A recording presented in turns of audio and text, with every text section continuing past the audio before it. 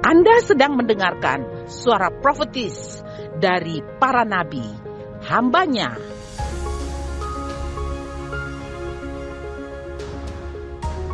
Dengarkanlah dan lakukanlah perintah Tuhan melalui para nabi, maka engkau akan berhasil. Selamat mendengarkan. Merdeka! Ya, kita masih belajar tentang kemerdekaan. Hari ini kita akan terus belajar tentang kemerdekaan. Sekali merdeka, tetap merdeka. Amin. Sekali Yesus, tetap Yesus. Sekali Yesus memerdekakan kita, kekal untuk selama-lamanya. Amin. Karena itu Yesus memerdekakan kita untuk kita pergi untuk memerdekakan orang lain. Yesus memberkati kita untuk kita pergi untuk memberkati orang lain. Yesus menyelamatkan kita supaya kita pergi untuk menyelamatkan orang lain. Haleluya. Mari kita beri kemuliaan bagi Tuhan kita. Dia Allah yang layak untuk kita puji, kita muliakan, kita tinggikan. Kita akan belajar firman Tuhan hari ini di dalam Injil Yohanes pasalnya yang ke-8. Kita tahu bahwa Injil Yohanes itu adalah Injil tentang kemerdekaan. Kita akan lihat di ayat 30 sampai ayatnya yang ke-36. Kita akan baca bersama-sama.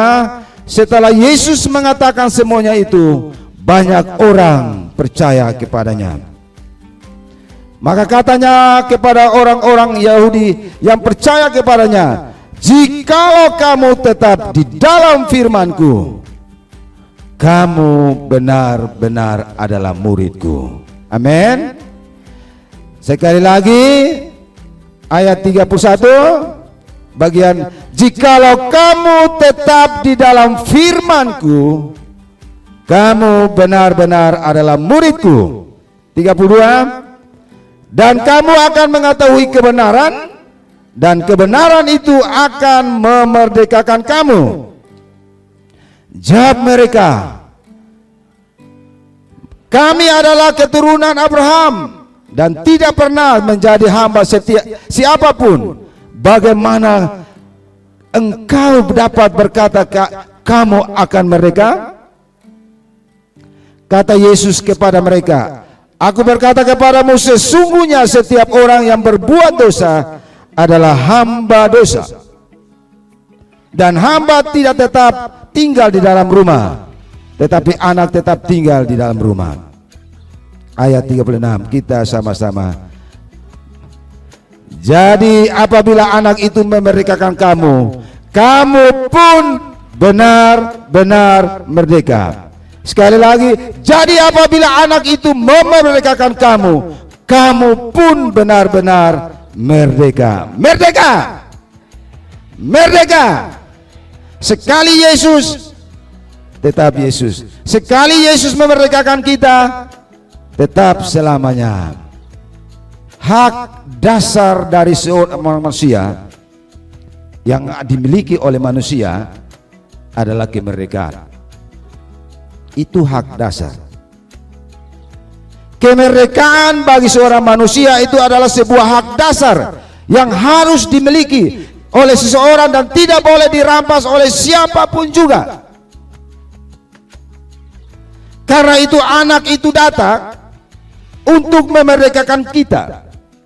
Dan Alkitab berkata bahwa jika anak itu memerdekakan kamu, kamu benar-benar merdeka.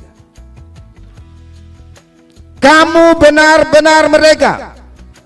Karena kemerdekaan itu adalah hak daripada setiap manusia. Dan pada waktu Indonesia merdeka, para pendiri negara kita juga membuat sebuah peraturan dalam pembukaan Undang-Undang 45, dikatakan bahwa sesungguhnya kemerdekaan itu ialah hak segala bangsa. Kemerdekaan itu merupakan hak segala bangsa. Karena kemerdekaan itu merupakan hak segala bangsa, maka Yesus datang ke dalam dunia ini untuk memberikan kemerdekaan itu kepada kita semua sebagai milik yang harus kita nikmati. Dan tentunya kita harus bersyukur untuk bangsa dan negara kita. Karena di dalam alinea, saya guru PKN, ya saya terangkan. Di dalam alinea ketiga daripada Undang-Undang Dasar kita disebutkan atas berkat rahmat yang maha kuasa dan dengan didorongkan oleh keinginan luhur supaya berkehidupan kebangsaan yang bebas, maka rakyat Indonesia dengan ini menyatakan kemerdekaannya. Amin. Atas berkat rahmat Allah yang maha kuasa, atas berkat daripada Yesus Kristus Tuhan, maka Indonesia merdeka. Ini sebuah pernyataan profetik. Penyusun undang-undang kita itu, waktu mereka menyusun undang-undang, Yesus memberi hikmat kepada mereka.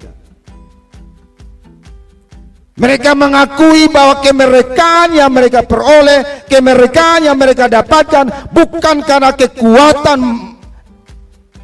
kepintaran, kehebatan, kemampuan daripada rakyat Indonesia atau orang Indonesia untuk merebut kemerdekaan, tetapi kemerdekaan yang Indonesia dapat itu karena pemberian, itu ada karena rahmat, itu karena anugerah Tuhan yang maha kuasa, sehingga kita bisa menikmati kemerdekaan.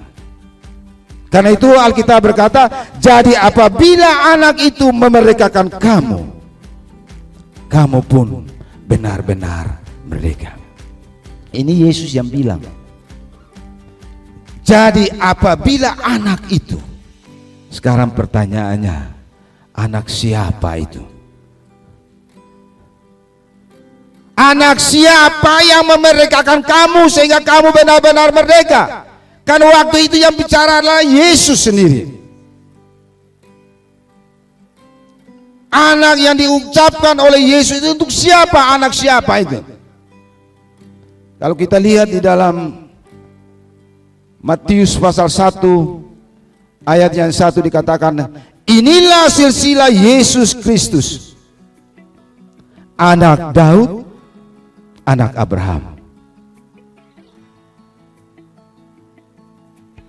Daud dan Abraham memiliki anak yang sangat luar biasa.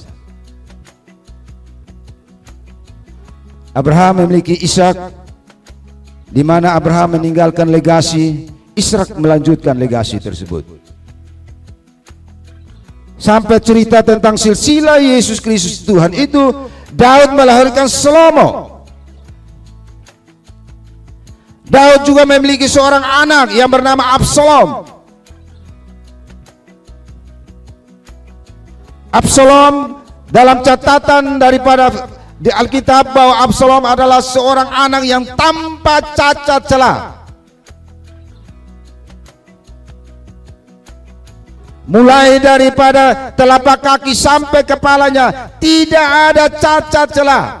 Dia sangat cantik.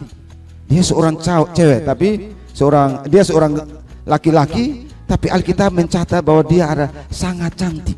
Di dalam 2 Samuel pasalnya yang ke-14 ayat 25 dikatakan, di seluruh Israel tidak ada yang begitu banyak dipuji kecantikannya seperti Absalom. Wow. Ya.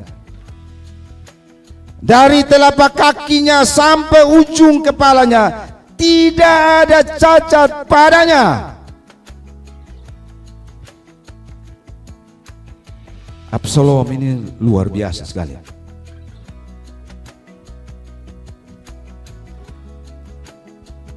Tetapi kepribadian, kecantikan fisiknya tidak berbanding lurus dengan perilakunya. Kecantikan fisiknya tidak berbanding lurus dengan sikap tindakannya.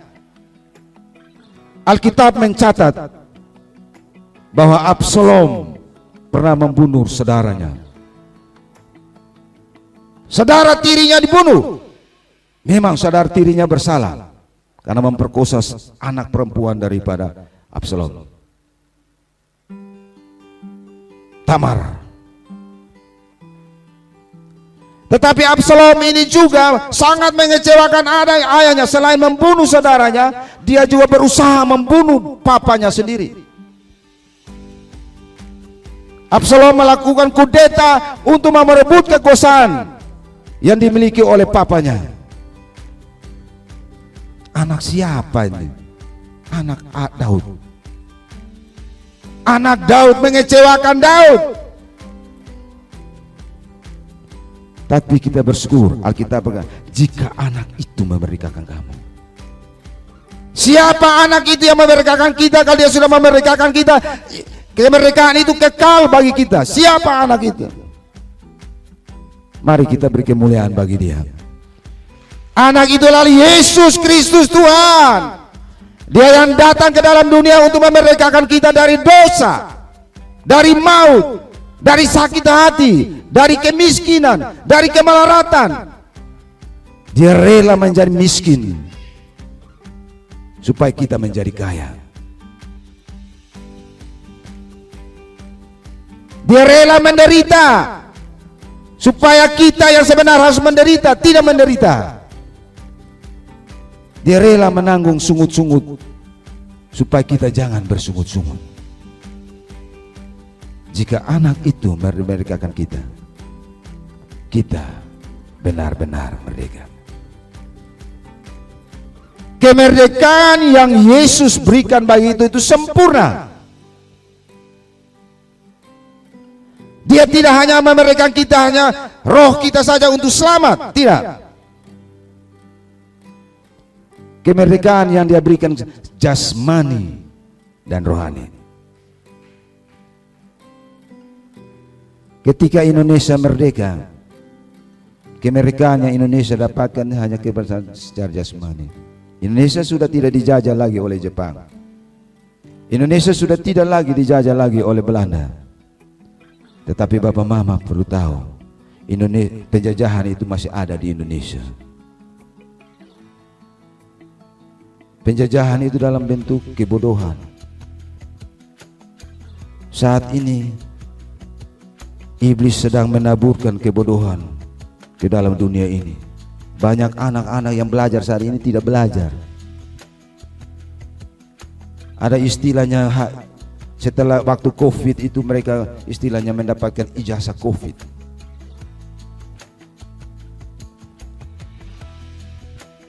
Banyak anak yang belajar lewat Facebook saja, belajar.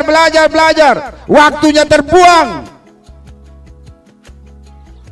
Itu penjajahan.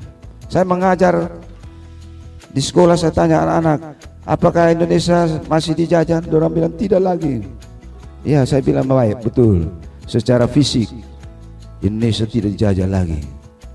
Tetapi secara non fisik penjajahan sedang menggerogoti kita. Ketika orang Yahudi yang percaya kepada Tuhan Yesus,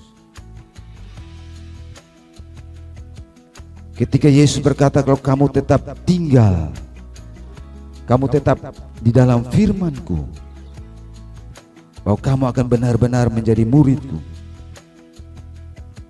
dan kamu akan mengerti kebenaran, dan kebenaran itu akan memerdekakan kamu. Orang-orang Yahudi berkata, kami adalah keturunan Abraham. Kami ini adalah keturunan Abraham. Kami tidak pernah diperhamba oleh siapapun juga.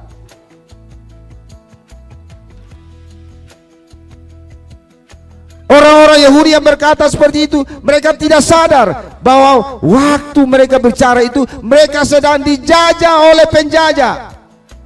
Amin. Romawi sedang menjajah mereka. Romawi sedang memperbudak mereka.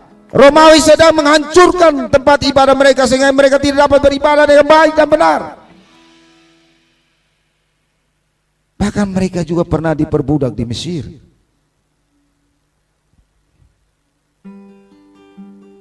Mereka pernah diperbudak di Babilonia, di Persia. Tapi dengan bangganya mereka berkata kepada Tuhan, kepada Yesus, anak yang memerdekakan itu, kami tidak pernah diperbudak oleh siapapun juga.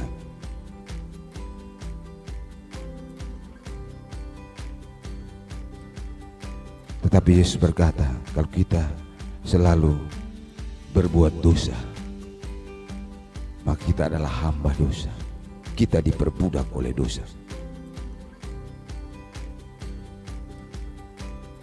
Jadi jika anak itu memerdekakan kamu, kamu benar-benar merdeka.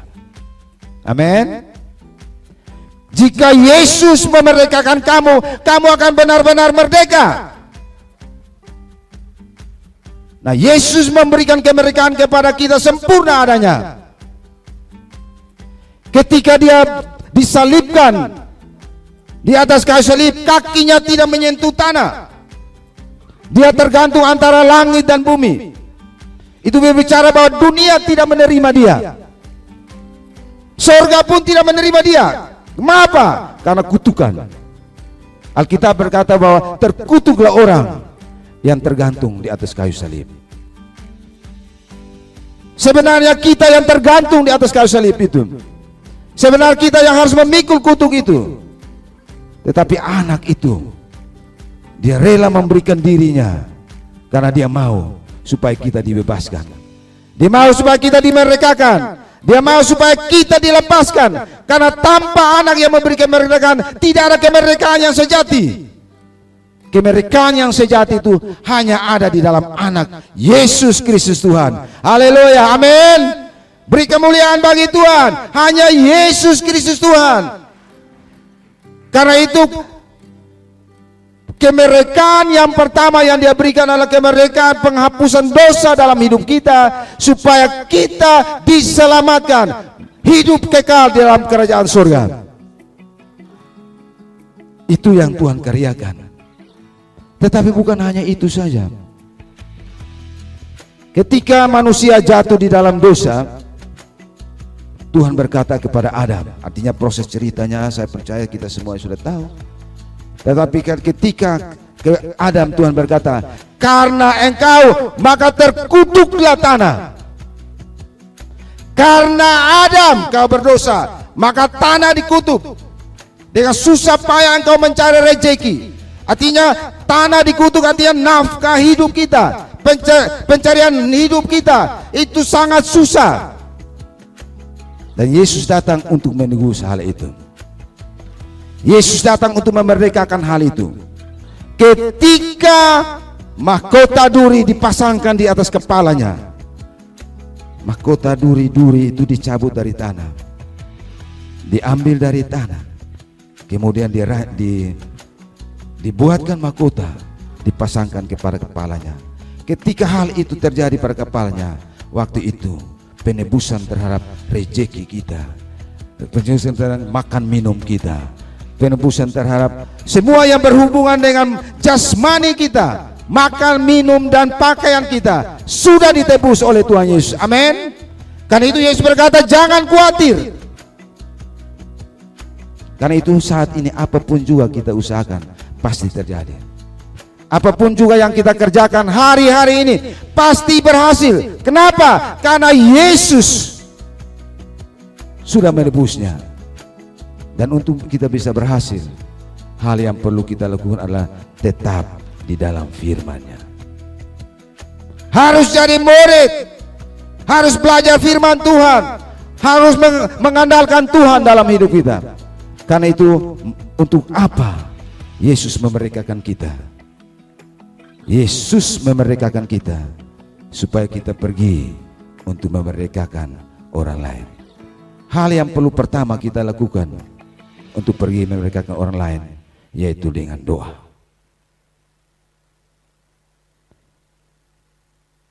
Ketika Yesus naik ke surga, dia berkata kepada murid-muridnya, jangan tinggalkan Yerusalem,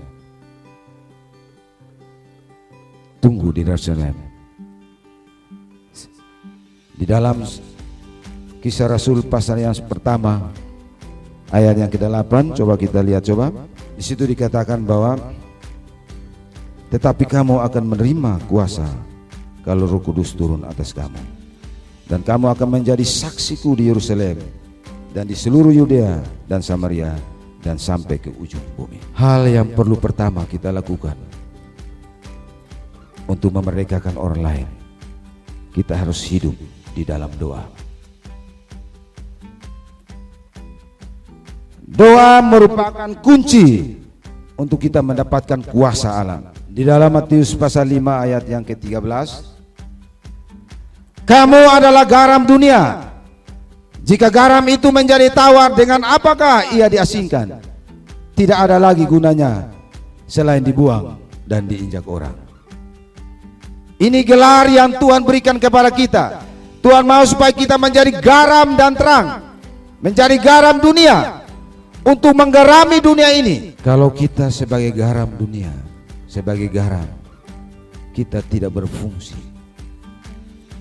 maka dunia ini akan dihancurkan. Karena setan sekarang sedang melepaskan pembusukan, bakteri-bakteri yang membusukkan dunia ini. Dan untuk mengawetkan keluarga kita, dunia ini, hanya dengan doa. Garam itu berbicara tentang doa syafaat.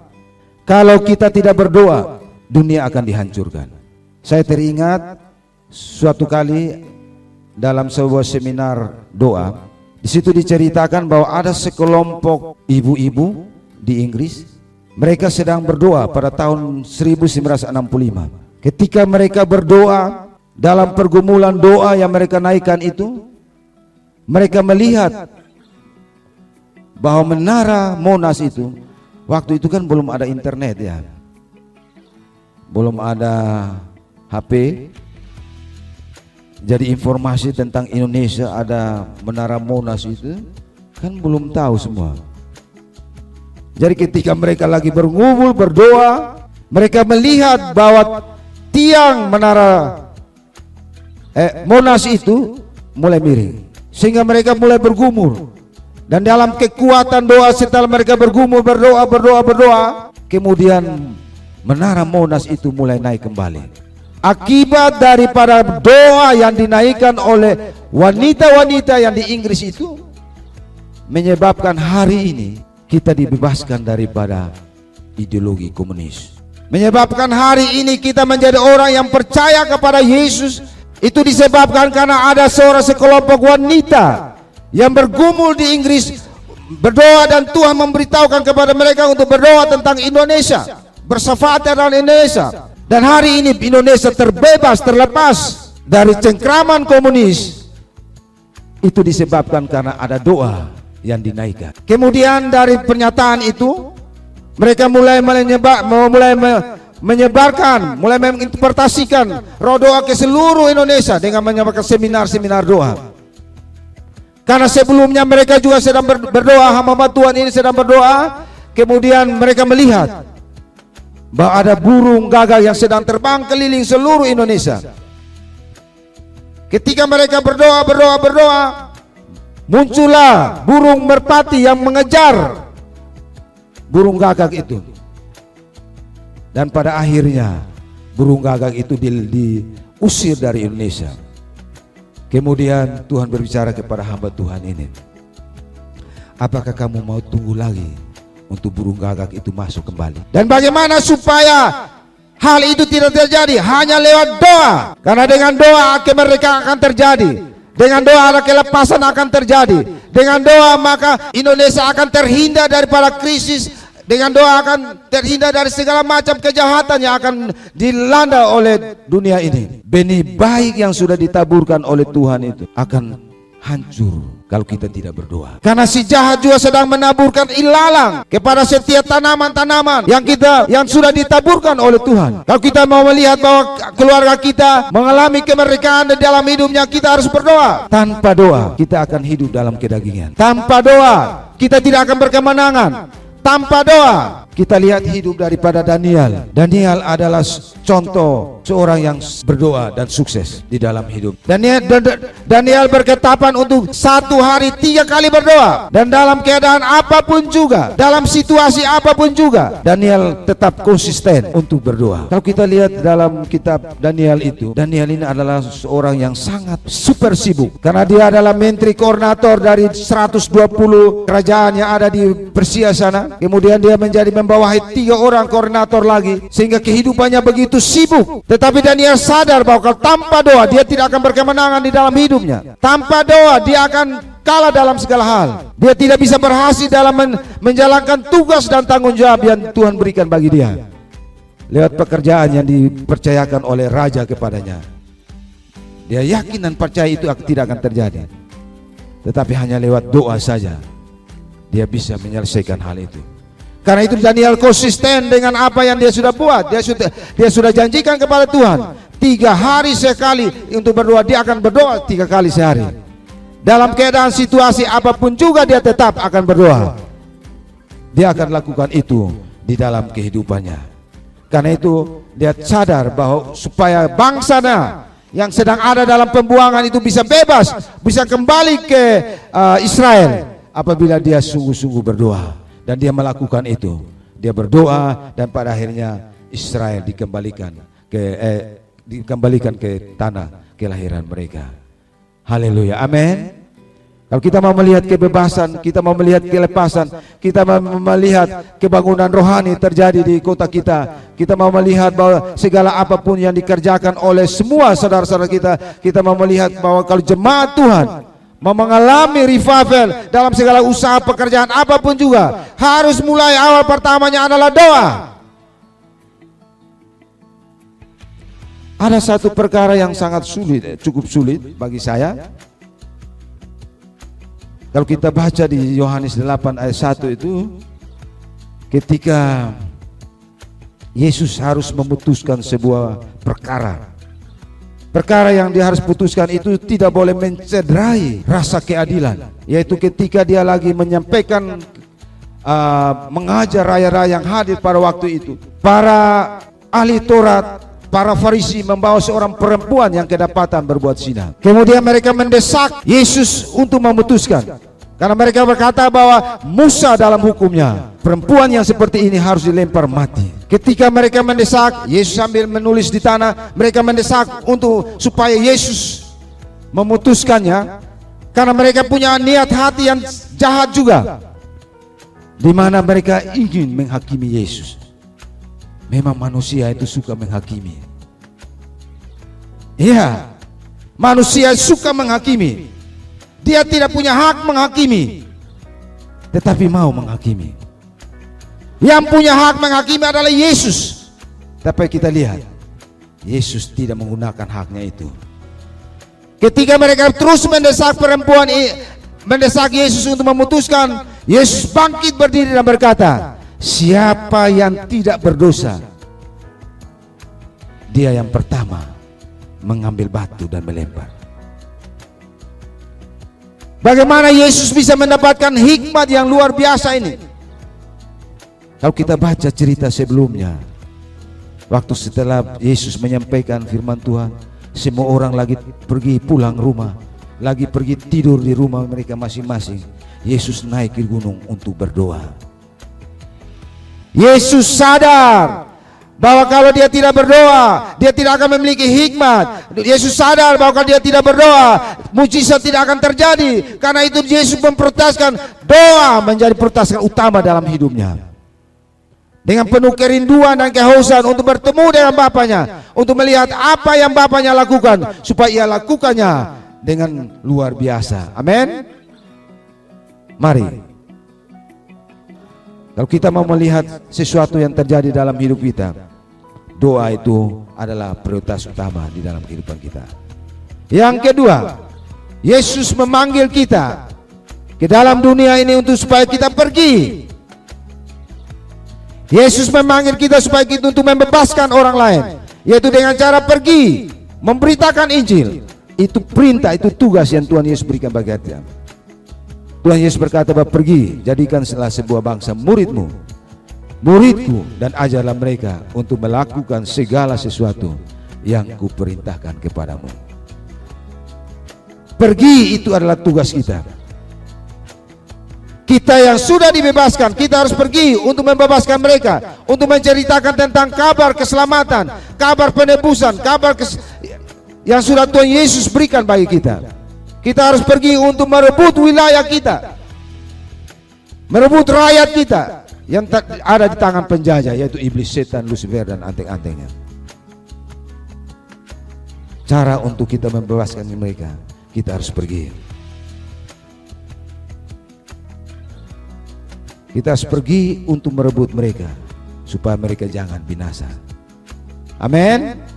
Amin. Yesus memerdekakan kita, anak itu memerdekakan kita supaya kita pergi memerdekakan orang yang lagi terikat. Haleluya. Hal yang ketiga yang perlu kita lakukan di dalam hidup kita, selain kita pergi untuk membebaskan orang lain, Yesus memerdekakan kita untuk memberikan orang lain, yaitu dengan cara memberi. Mari kita baca sebuah di ayat firman Tuhan di dalam Yohanes 12 ayatnya yang pertama, 2 dan 3. Di sini dikatakan 6 hari sebelum Paskah Yesus datang ke Betania, tempat tinggal Lazarus yang dibangkitkan Yesus dari antara orang mati. Di situ diadakan perjamuan untuk dia dan Marta melayani. Sedang salah seorang turut makan dengan Yesus dan Lazarus. Maka Maria mengambil setengah kati minyak narwastu murni yang mahal harganya, lalu meminyaki kaki Yesus dan menyekanya dengan rambutnya, dan bau minyak serak di seluruh rumah. Haleluya. Maria sadar bahwa waktu untuk dia menunjukkan pengabdiannya akan berakhir. Maria sadar bahwa waktu untuk dia mengabdikan dirinya kepada Yesus akan berakhir. Karena itu Maria tidak merasa rugi. Dengan hari Minggu sudah dijelaskan oleh Bapak John bahwa minyak ini seharga setengah M ya. Maria rela untuk memberikannya karena Maria sadar bahwa setengah M ini tidak sebanding dengan harga penebusan Yesus yang Yesus berikan baginya. Dia sudah dilepaskan dari 7 roh jahat. Dia juga sadar bahwa hidup daripada saudara laki-laki itu lebih berharga dari setengah M yang dia miliki itu. Karena kehadiran Yesuslah membuat Lazarus hidup kembali.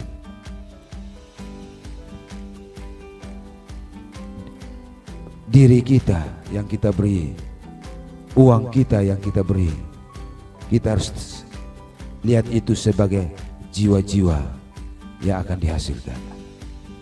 Kita harus lihat bahwa itu jiwa-jiwa yang akan diselamatkan. Kita harus lihat bahwa itu jiwa-jiwa yang akan dimenangkan, jiwa-jiwa yang akan dimerdekakan, yang akan dilepaskan dari ikatan apapun juga. Karena itu Maria rela untuk memberi. Ketika Yesus bertemu dengan Sakeus, ketika Sakeus mengalami kemerdekaan dari Tuhan Yesus, Sakeus berkata kepada Yesus, setengah bagian dari hartaku saya akan berikan kepadamu. Dan seandainya saya memeras orang, saya akan mengembalikannya 4 kali lipat. Haleluya. Yesus mau untuk kita melakukan hal ini di dalam kehidupan kita. Beri apa yang ada pada kita, sekecil apapun juga kita beri, dan kita percaya bahwa apa yang kita berikan itu adalah jiwa-jiwa yang dimenangkan. Karena hati Tuhan untuk jiwa-jiwa. Amin. Hati Tuhan untuk jiwa-jiwa. Karena itu kita harus sungguh-sungguh memberi hidup kita kepada Tuhan dengan memberi apa yang kita miliki untuk hormat dan kemuliaan nama Tuhan. Haleluya. Yesus berkata, carilah dahulu kerajaan Allah dan kebenarannya, maka semuanya akan ditambahkan kepadamu. Kata cari itu adalah sesuatu yang asik untuk dinikmati, sesuatu yang asik. Kalau seseorang anak yang sedang asik bermain game, kita larang dia, pasti dia mengamuk. Kalau seseorang yang lagi pacaran, kalau kita ganggu dia, pasti dia marah karena asik. Saya harap kehadiran kita di tempat ini menjadi sebuah keasikan. Kita menikmati ibadah dalam sebuah keasikan. Kita tidak mau diganggu oleh siapapun juga, karena kita rindu bertemu dengan Raja di atas segala raja. Kita rindu bertemu dengan anak yang membebaskan kita, yang memerdekakan kita. Kita tidak mau diganggu oleh apapun juga. Walaupun HP bunyi sekalipun, kita tidak mau ambil, karena kita tidak mau diganggu. Amin. Amin. Amin. Carilah dahulu kerajaan Allah dan kebenarannya, maka semuanya akan ditambahkan kepadamu. Kenapa Yesus bilang ditambahkan kepadamu? Kita manusia ini sukanya kurang-kurang. Sudah ada gaji bilang kurang, sudah ada makan bilang kurang, sudah satu mobil bilang masih kurang, sudah satu motor masih bilang masih kurang, selalu kurang. Dan untuk tambahnya hanya kuncinya satu: cari dahulu kerajaan Allah. Amin. Ada yang mau kurang, ada yang merasa kurang? Tidak ada nih. Semuanya sama, berarti tidak perlu cari Tuhan lagi. Haleluya. Carilah dahulu kerajaan Allah dan kebenarannya, maka semuanya akan ditambahkan kepadamu. Yang kurang yang ada dalam diri kita, Tuhan akan tambahkan kalau kita datang mencari Dia. Kita memprioritaskan hidupnya. Tambahan-tambahan itu Tuhan akan berikan kepada kita. Haleluya. Amin. Haleluya, puji Tuhan. Mari kita beri kemuliaan bagi Tuhan kita. Yes. Terima kasih Tuhan, Dia anak yang memerdekakan kita. Haleluya. Haleluya. Jadikan aku ini Tuhan rumah doamu. Oh haleluya.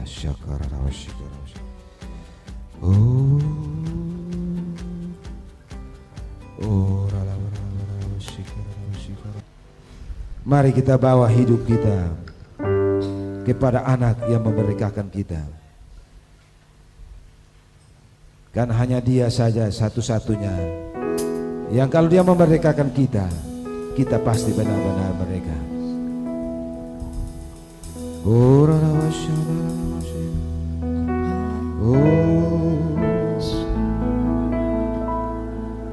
Jesus.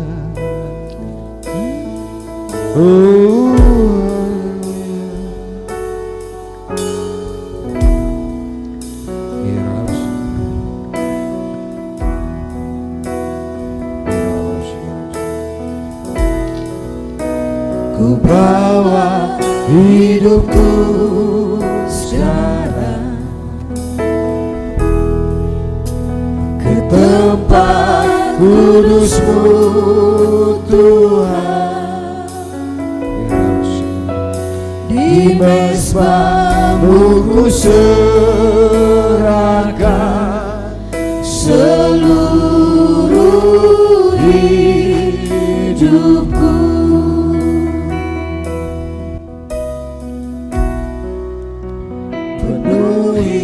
Hatiku sekarang dengan urapan yang baru, agar aku lebih lagi mendengar suara-Mu.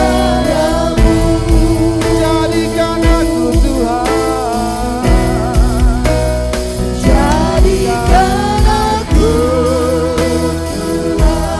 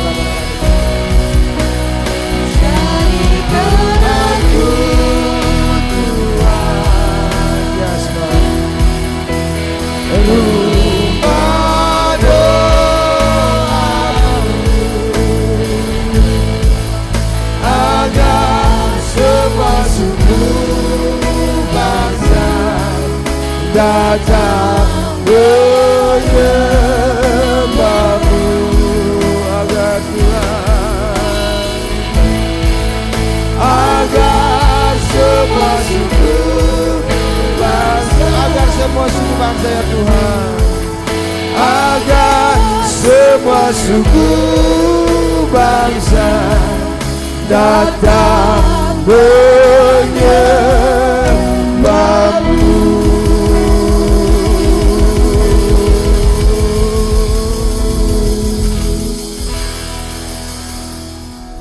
Jemaat Tuhan yang saya kasihi,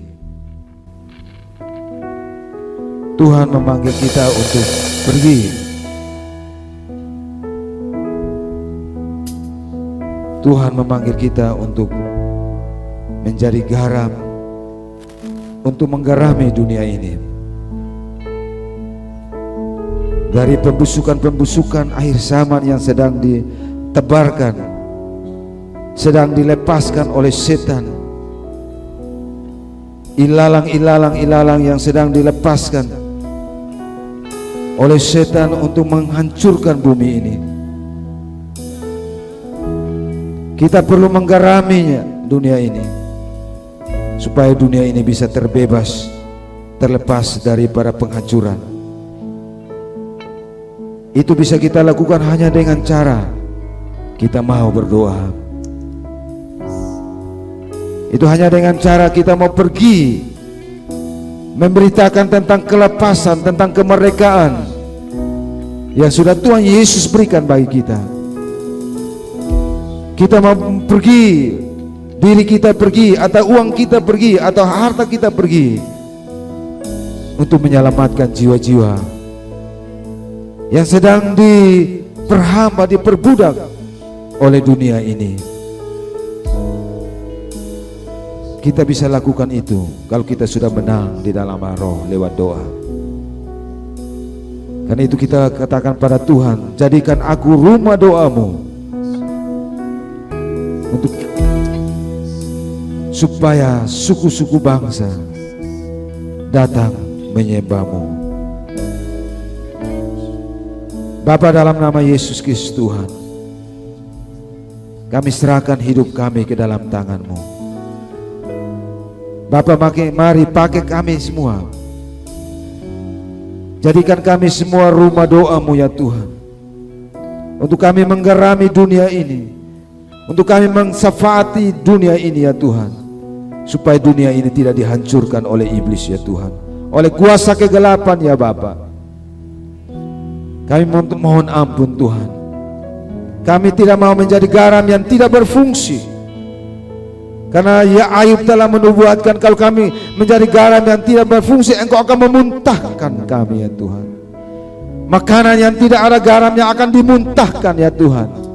Kami tidak mau menjadi orang yang dimuntahkan ya Tuhan, tetapi kami mau menjadi garam yang berfungsi, memberikan sedap kepada semua orang ya Bapa, lewat hidup kami, lewat perilaku kami, lewat sikap tingkah laku kami, lewat kasih yang kami bawa ya Tuhan, supaya semua orang boleh melihat bahwa Yesus benar-benar hidup di tengah-tengah kami. Terima kasih Bapa.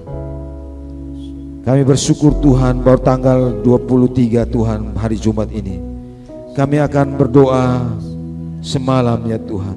Mari Tuhan, Engkau pakai kami sebagai garam-garam untuk menggarami kota Kupang ini, NTT ini Tuhan, Indonesia ini, supaya Indonesia keluar dari kabar terpurukan, supaya NTT keluar dari kemiskinan, kemelaratan ya Tuhan, supaya NTT maju Tuhan, supaya Indonesia maju ya Tuhan, hanya di dalam nama Yesus.